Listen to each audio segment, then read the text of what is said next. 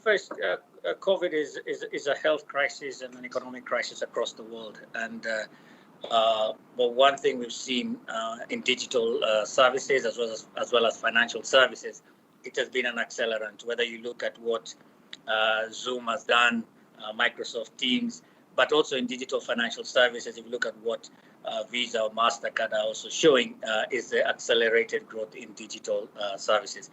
But I just like to pause a little bit on this issue of COVID and look at it on three phases.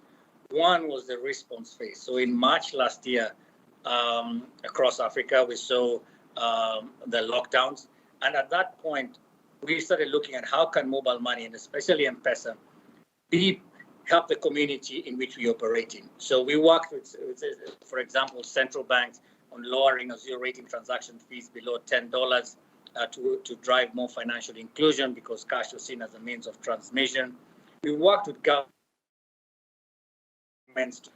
to enable disbursements to vulnerable communities using our platform. And I think that showed the impact of mobile money, especially in Africa, in being able to showcase its strength in such times of difficulty. The second phase I see is, as the economies are opening up, is the rebuild phase. And this is really critical for the future of businesses in Africa. As we open up, how do we look at SMEs and micro SMEs? How can we help them get back to business? So when we look at this sector, especially SMEs and micro SMEs, I see it in four main areas. One is in capacity building. How do we enable and educate SMEs in managing their funds, as well as managing things like inventory and so on? The second bit is on working capital. How do we provide them working capital at an affordable rate to be able to grow their businesses? The third bit is on value-added services. How do we add more value-added services to business? Can they do B2B in a digital format?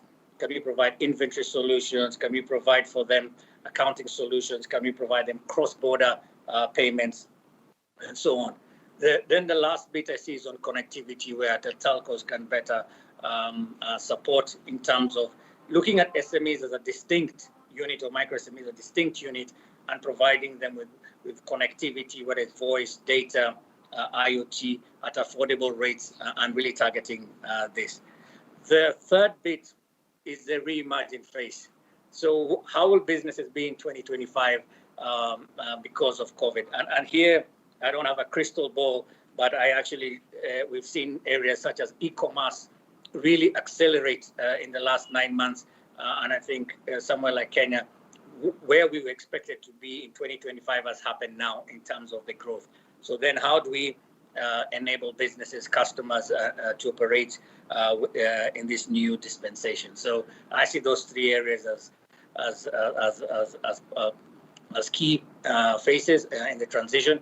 But we've seen an accelerated growth in businesses going digital. As example, in Kenya, we had 157,000 merchants as of end of March last year. As of end of September, we had crossed the 170,000, and we are accelerating that. So we've seen a massive shift.